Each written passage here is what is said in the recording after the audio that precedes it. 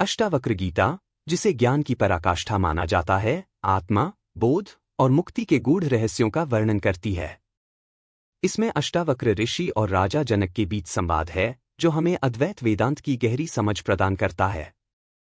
पुनर्जन्म के विषय में अष्टावक्र गीता सीधे रूप से चर्चा नहीं करती, लेकिन इसके ज्ञान और शिक्षा से हम पुनर्जन्म के कारणों को समझ सकते हैं। यह ग्रंथ व्यक्ति को आत्मा और माया के अंतर को समझाने और आत्मा की शाश्वतता का बोध कराने का प्रयास करता है। पुनर्जन्म का अर्थ है आत्मा का एक शरीर छोड़कर दूसरे शरीर में प्रवेश करना। यह भारतीय दर्शन और वेदांत के प्रमुख सिद्धांतों में से एक है। आत्मा अजरमर है और शरीर नश्वर। जब तक आत्मा अज्ञानता, अविद्या के आवरण में बंधी रहती है, तब तक वह संसार के चक्र में बंधी रहती है। यही संसार का चक्र पुनर्जन्म कहलाता है। अष्टावक्र गीता के अनुसार पुनर्जन्म का मुख्य कारण अज्ञान, अविद्या और वासनाएं, इच्छाएं हैं। जब व्यक्ति माया से बंधा होता है और संसार के सुख दुख, कर्म और इच्छाओं में फंसा होता है, तो वह बार बार जन्म और मृत्यु के चक्र में पड़ता है। अष्टावक्र गीता में कहा गया है कि आत्मा अपनी शाश्वत, अजरमर और निर्दोष स्थिति में है। लेकिन जब आत्मा स्वयं को शरीर, मन और बुद्धि के साथ जोड़ लेती है, तो वह अज्ञान का शिकार हो जाती है। यह अज्ञान हमें अपने वास्तविक स्वरूप को भूलने पर मजबूर करता है। अष्टावक्र कहते हैं, मुक्ताभिमानी मुक्तो ही बद्धो बद्धाभिमान्यपि किंवदंती सच धर्मो ह्यस्मिन् श्रद्धा यथा कृता। इसका अर्थ है कि जो स्वयं को मुक्त मानता है, वह वास्तव में मुक्त है। लेकिन जो स्वयं को बंधन में मानता है, वह बंधन में है। हमारी सोच और विश्वास हमारे बंधन और मुक्ति को तय करते हैं। वासनाएं या इच्छाएं पुनर्जन्म के मुख्य कारण हैं। जब मनुष्य किसी भी वस्तु या व्यक्ति के प्रति आसक्त हो जाता है, तो वह वासना का शिकार हो जाता है। ये वासनाएं व्यक्ति को कर्म में बांधती हैं और कर्म के फलस्वरूप उसे पुनर्जन्म लेना पड़ता है।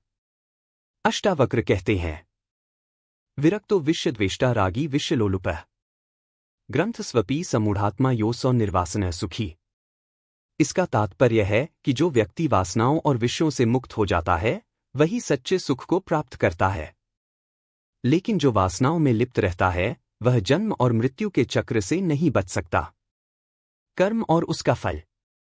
अष्टावक्र गीता में कर्म का उल्लेख प्रत्यक्ष रूप से नहीं किया गया है, लेकिन यह ग्रंथ स्पष्ट करता है कि कर्म के प्रति आसक्ति ही बंधन का कारण है। जब व्यक्ति किसी भी कार्य के फल की चिंता करता है, तो वह उस फल के प्रति बंध जाता है। यह बंधन उसे पुनर्जन्म की ओर ले जाता है। अष्टावक्र कहते हैं, यस्मिन् सर्वाणि भूतानि आत्मैवाभूत विजानतः तत्र का मोह का शोक एकत्वं नुपश्यतः। यह श्लोक बताता है कि जो व्यक्ति आत्मा के साथ अपनी एकता को समझ लेता है, वह मोह और शोक से परे हो जाता है। लेकिन जो व्यक्ति इस एकता को नहीं समझता, वह अपने कर्मों में उलझा रहता है। मोह और माया भी पुनर्जन्म के प्रमुख कारण हैं। जब व्यक्ति माया के प्रभाव में आकर संसार के भौतिक सुखों में उलझ जाता है, तो वह इन सुखों के पीछे भागता रहता है। यह मोह और माया उसे बार बार जन्म लेने पर मजबूर करते हैं। अष्टावक्र गीता में कहा गया है, मन एव मनुष्याणा कारणं बंध मोक्षयोः बंधाय विषयासक्तम मुक्त निर्विशन स्मृतम। इसका तात्पर्य है कि मन ही बंधन और मुक्ति का कारण है। जब मन विषयों और वस्तुओं से जुड़ जाता है, तो बंधन उत्पन्न होता है। लेकिन जब मन इन विषयों से मुक्त हो जाता है, तो मुक्ति प्राप्त होती है। पुनर्जन्म से मुक्ति का मार्ग। अष्टावक्र गीता न केवल पुनर्जन्म के कारणों को समझाती है, बल्कि इससे मुक्ति का मार्ग भी दिखाती है। स्वयं का बोध, आत्मज्ञान।